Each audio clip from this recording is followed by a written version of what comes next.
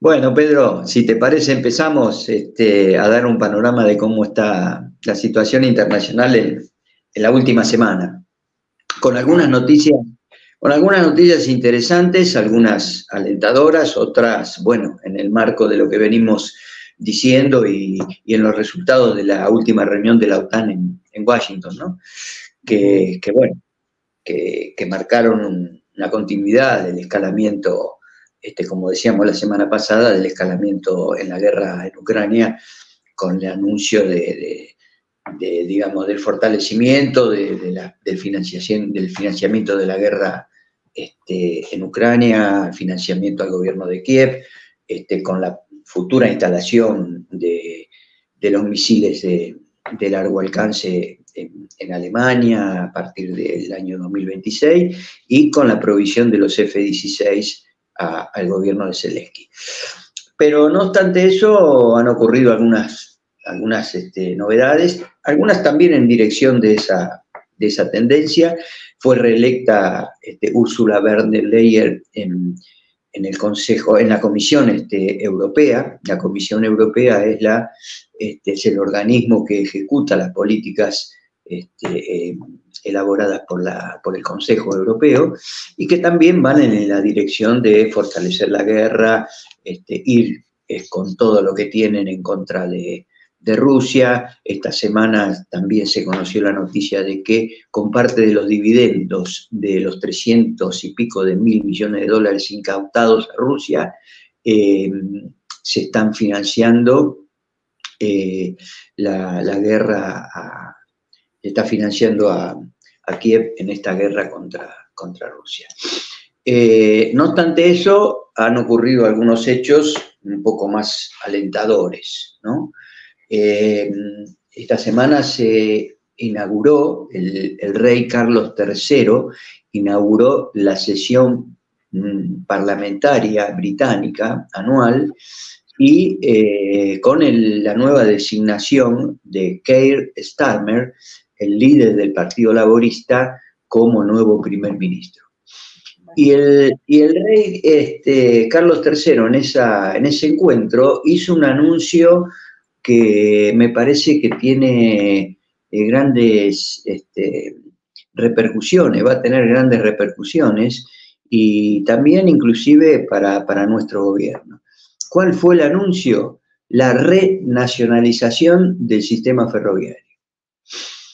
El sistema ferroviario británico es uno de los más importantes del mundo, tiene una red que abarca toda la isla y que venía sufriendo en los últimos años un deterioro producto de la privatización que hizo Margaret Thatcher hace 40 años ya.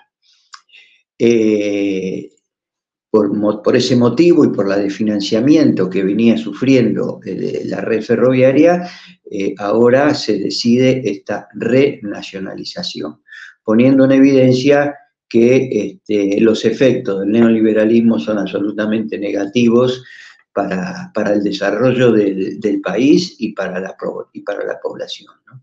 Así que, bueno, me parece que es un dato de la realidad como para tener en cuenta. También está en proceso la posibilidad de renacionalización en algunos sectores de la salud, y como creo que hemos dicho en otra oportunidad, el sistema de salud británico es uno de los más desarrollados del mundo y que también viene sufriendo en los últimos tiempos un deterioro muy fuerte en su servicio, en detrimento de la población, ¿no? Así que bueno, esa podríamos decir como una noticia alentadora. Por otro lado, el día viernes recibimos la noticia del fallecimiento de Eugene Poutron.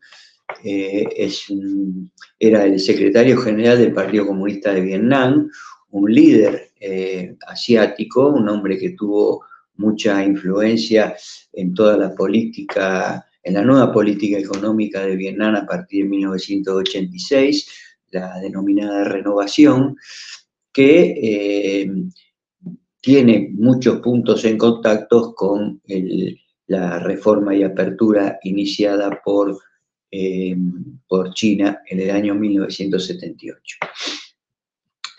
Pero, digamos, dicho esto, y hay algunas otras cosas más que habría que comentar, pero bueno, por el poco tiempo que tenemos, yo me quería referir a 3 temas, fundamentalmente hoy. Uno es el proceso electoral que está viviendo Estados Unidos, donde la semana pasada Trump tuvo un atentado, sufrió un atentado, un intento de asesinato, y que bueno, esta semana se empezaron a ver algunas repercusiones y algunos análisis un poco más profundos de qué hay atrás de todo esto.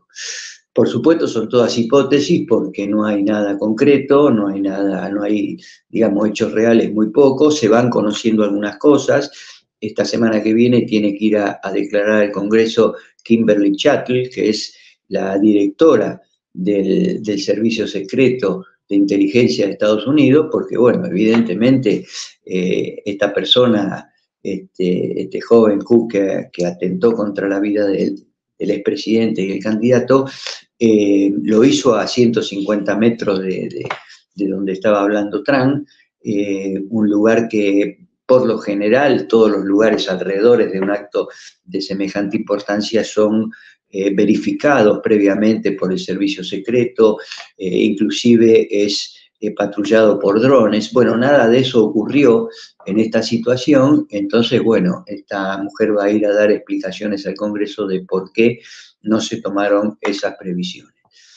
De todas maneras, yo creo que muestra una crisis fenomenal en ese país, porque, bueno, es un país que viene atravesado por, como sabemos, por una violencia, por una distribución y una tenencia de armas en la población que ya supera la cantidad de habitantes, la cantidad de armas que tiene la población, y que marca, digamos, un hito dentro de todo este país que se ha desarrollado en base a la violencia. Es el 11º presidente que sufre atentados en la historia de Estados Unidos, 4 de ellos fueron asesinados, ¿no? Y después todo un mecanismo de funcionamiento de los servicios de seguridad, los servicios secretos, la CIA, etcétera, etcétera, donde se rigen por un principio que es que no hay que dejar cabos sueltos, ¿no? Es decir, es muy llamativo y recurrente que los que ejecutan estos atentados nunca queden vivos, ¿no? Enseguida se los elimina, es decir, como para que no quede ninguna prueba ni se pueda tirar ahí del piolín para ver qué hay atrás de esto. De todas maneras, cuando ocurren estos hechos, siempre uno se debe preguntar a quién beneficia este tipo de acontecimientos, de hechos, ¿no? Y bueno, por un lado está el poder profundo que se vería afectado por lo que está, digamos, anunciando Trump como su plan de gobierno, es decir, fundamentalmente por el fin o la reducción fundamentalmente del presupuesto militar y de las partidas que van hacia Ucrania, donde en un futuro gobierno, posible futuro gobierno de Trump, eso se cortaría. Esa puede ser una pista. De todas maneras, en la última semana hubo una convención de los republicanos donde el presidente designó a su vice, James David Vance, que es senador por el estado de Ohio, y es un hombre absolutamente identificado con las posiciones de Trump, es un hombre misógino, se opone totalmente al aborto, se opone también al suministro de armas y de partidas en dinero a Kiev, a la guerra de Ucrania, pero por otro lado ha hecho anuncios, digamos, mostrándose muy favorable e impulsando el desembarco de marines en América Latina para combatir el narcotráfico, hecho muy, muy grave y que a nosotros nos pondría en una situación más difícil de la que tenemos. Así que, y bueno, y por supuesto, muy, muy identificado en posiciones como las que hoy conocemos en el gobierno argentino. Claro. Por otro lado, sí, querías decir algo, Pedro. No, que pensaba en Estados Unidos, ¿no? Que crisis también de alternativa, porque más allá de que pareciera que está todo hecho para que Trump sea presidente, que el Partido Demócrata no tenga otro que Biden, es como, no sé qué es lo que pasa, qué es lo que está en juego, por qué insisten con Biden y no hay otro. Bueno, a eso iba. Esta semana se conocieron, se sumaron varios diputados y senadores, llegando a 38 en total, que ya están reclamando públicamente la remoción de Biden como candidato.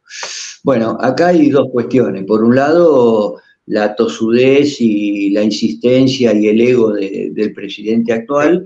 Igual gane quien gane, son imperialismo igual. Ah, no, por supuesto. Yo lo que decía anteriormente con respecto a Trump y al candidato a vicepresidente, lo digo porque, bueno, acá hay muchos sectores o algunos sectores que están esperanzados con un triunfo de Trump y que mejore la situación, por lo menos que se calme la situación de guerra en Europa. Bueno, yo tengo mis reservas con respecto a eso y creo que, como decís vos, gane quien gane, va a seguir siendo un país imperialista que va ejecutando su política, sobre todo sobre los países de América Latina. No hay que olvidarse dos cosas, ¿no? El gobierno de Trump fue el responsable de haber presionado al Fondo Monetario Internacional para que le dé 45.000 millones de dólares al gobierno de Macri, el cual nos condenó definitivamente a la dependencia y al sometimiento que tenemos hoy. Eso uno. Y además, en el gobierno de Trump, por un decreto, se establecieron 243 sanciones contra Cuba, que se sumaron al bloqueo que ya venía desde hace 60 años, ¿no? Agravando toda esa situación. Entonces digo, acá no es que tenemos que estar esperanzados con un gobierno de Trump, ¿no? Además, no debemos olvidarnos que quizá la última carta que tenga este desastre que estamos viviendo y este desastre que está haciendo el gobierno de Javier Milei, la última carta que tengan sea un triunfo de Trump y que Trump le libere algún dólar para poder sostener este sistema de entrega y de destrucción del aparato productivo argentino, ¿no? Entonces, bueno, digo para que no creemos falsas expectativas, ¿no? Y después lo de Trump, ¿no? Lo de Biden, perdón. Como decía, hay 38 diputados y senadores que se han manifestado esta semana y en contra, digamos, de la continuidad de su candidatura, pero bueno, acá está también de por medio, por un lado, el ego de él y por otro lado, que los otros candidatos que están con posibilidades de reemplazarlo tampoco, salvo Michelle Obama, ninguno tiene una medición por encima de las expectativas de voto que tiene Trump hoy. Así que las dificultades del Partido Demócrata son muy grandes. Mañana comienza una convención, vamos a ver qué sale de ahí. No sé, está difícil la situación. Yo pienso de que se van sumando cada vez más voces para el recambio, para que este hombre se baje de la candidatura y pueda ser reemplazado por otra persona. Creo que eso va a ir creciendo y probablemente, si no es ahora, en el mes de agosto, tengamos novedades respecto a eso, ¿no? Pero lo que está marcando es una crisis muy profunda del sistema político de Estados Unidos y sobre todo de su hegemonía en el mundo. Relacionado con esto está la importante elección que tenemos el domingo que viene en Venezuela, donde se enfrenta el gran polo patriótico encabezado por el presidente Maduro y Edmundo González Urrutia, que es un hombre impulsado y generado su candidatura por María Corina Machado, que es la opositora más más agresiva, más violenta que tiene hoy el escenario político venezolano. Las expectativas son importantes a favor del gobierno, el gobierno ha trabajado muy bien. Este último mes la inflación, por ejemplo, fue del 1%, un dato muy, muy alentador. Ha superado situaciones de estrés económico, ha superado muchos efectos del bloqueo. Hoy Venezuela tiene un bloqueo enorme. Ha mejorado su producción petrolera, casi llegando a 1 millón de barriles mensuales, y está en el proyecto de diversificación de la economía, ha lanzado 2 leyes muy importantes para fomentar los emprendimientos. Bueno, un escenario que se presenta dentro de todas las dificultades un poco más alentador de lo que venía teniendo el gobierno de Maduro. Ha hecho un trabajo el presidente muy, muy importante en las comunas, ha visitado más de 200 pueblos y ciudades en este periplo de la campaña, y hay expectativas positivas, ¿no? Van a votar 21 millones de personas, el voto no es obligatorio, y hay 2 sectores donde se concentran las mayores expectativas, ¿no? Que son los centennials, los jóvenes que han nacido después del año 2000, ya en el periodo del gobierno de Chávez, y los migrantes. Son los 2 sectores que, digamos, hay mayores interrogantes en cuanto a cómo se va a definir el voto en esos lugares. Las últimas encuestas muestran un gobierno con un 55% de votos, así que bueno, vamos a ver cómo ocurre, cómo se desarrolla el domingo la elección.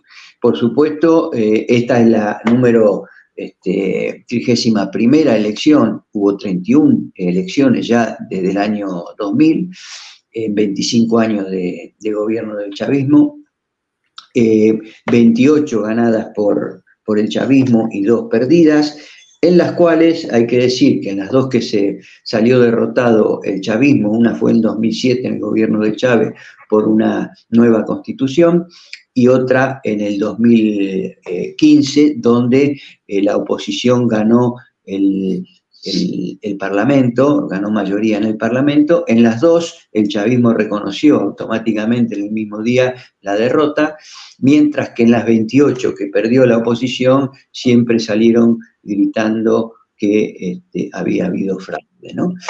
Un sistema electoral venezolano que es de lo más transparente porque tiene un doble control, tiene un control electrónico y otro manual, y siempre ha contado, como en esta oportunidad, de cientos de veedores internacionales. En esta oportunidad va a haber más de 635, encabezados por el Centro Carter, que es uno de los, digamos, organismos, instituciones de mayor prestigio en este sentido, y va a contar con la ausencia de la Unión Europea, que sigue insistiendo con las sanciones al gobierno de Maduro.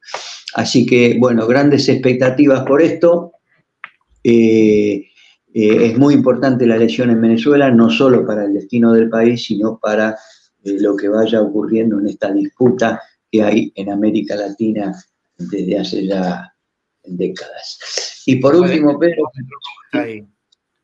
¿Cómo? Bien. ¿El termómetro cómo está ahí en Venezuela?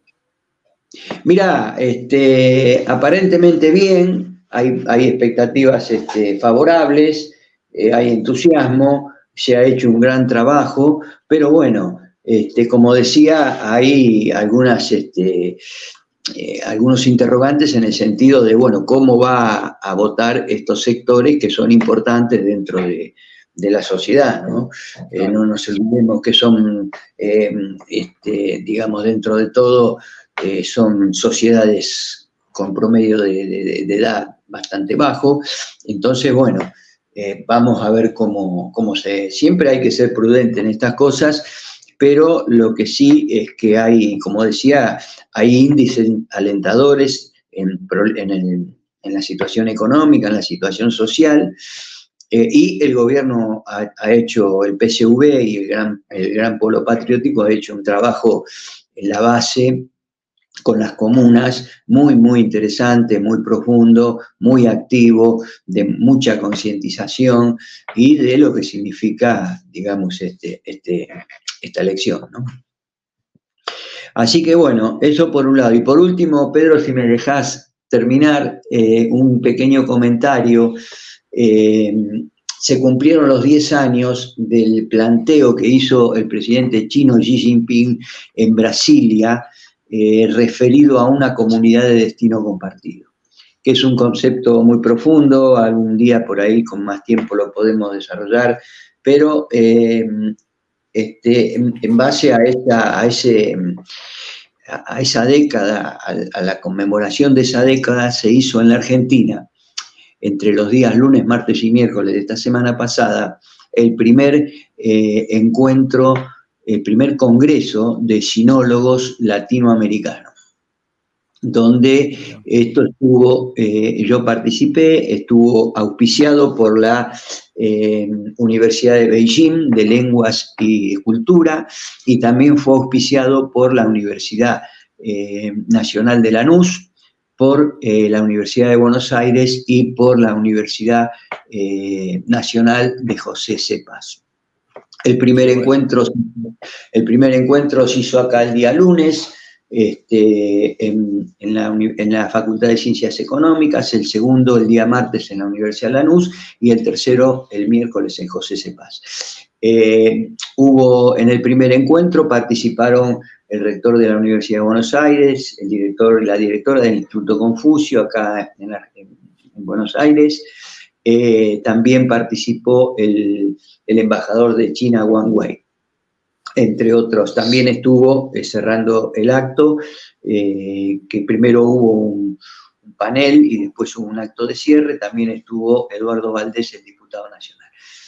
Y el día martes se desarrollaron distintos talleres, como decía ahí en la Universidad de Lanús, y el día miércoles también, distintos talleres, y se cerró a las 6 de la tarde con la participación de un representante de la Intendencia de José C. Paz, con el rector de la Universidad Nacional de José C. Paz. Estuvo también presente Wang Wei, el embajador chino en Argentina. Estuvo Sabino Vaca Narvaja, el ex embajador argentino en China, y estuvo también presente Axel Kicillof. Estuve escuchando a Sabino Narvaja, es un tipo que sabe bastante también sobre China. Bueno, estuvo de embajador 4 años allá, fue director de la especialidad de China contemporánea en la Universidad de Lanús, y ahora lo que quería comentar, que una de las cosas que dejó, uno de los réditos que dejó este encuentro, este congreso, fue que se firmó un acuerdo entre el Centro Mundial de Sinólogos, que está en Beijing, del cual vino el director y participó en todas estas actividades. Entonces se firmó un acuerdo entre el Centro de Sinólogos con la Universidad de José C. Paz, y se creó la maestría de estudios de China contemporánea en la Universidad Nacional de José C. Paz, de la cual Sabino Vaca Narvaja va a ser el director. Así que bueno, me parece un acontecimiento relevante que, a pesar de todo lo que estamos pasando en la Argentina, siempre nuestro país se destaca por este tipo de iniciativas. Fue un encuentro muy interesante porque reunió a más de 50 representantes sinólogos de toda América Latina, digamos extranjeros de Argentina, de los países hermanos, de 20 países hermanos, ¿no?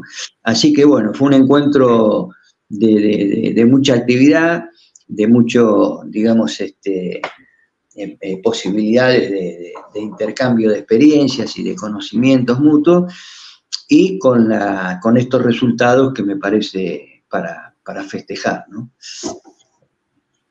Bueno, Rubén, qué lindo, la verdad. Qué hermoso tenerte todos los domingos y escucharte. Así que agradecerte enormemente.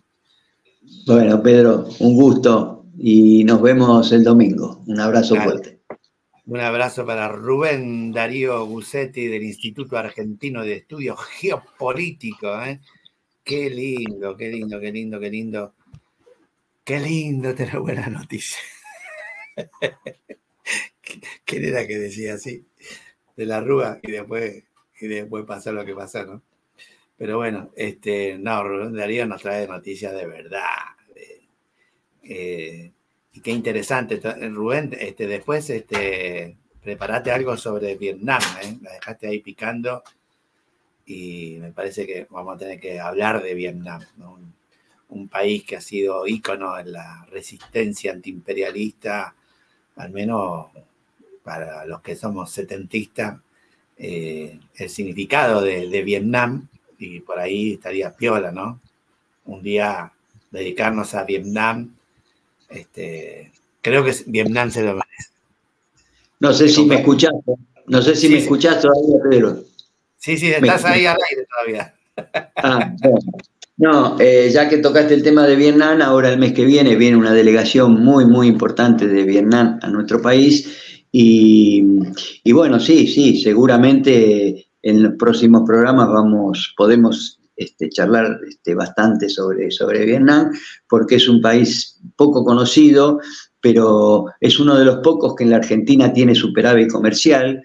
Tenemos un flujo interesante que va creciendo de intercambios y bueno, el rol que está jugando Vietnam con creces y progresivamente en la región asiática, del sudeste asiático, es muy relevante y muy interesante que se conozca todo lo que está ocurriendo. Es un país de más de 100 millones de habitantes hoy, ¿no? Bien. Así que bueno, tomamos el compromiso. Bueno, un día. Dale. Bueno, gracias, Rubén, como siempre.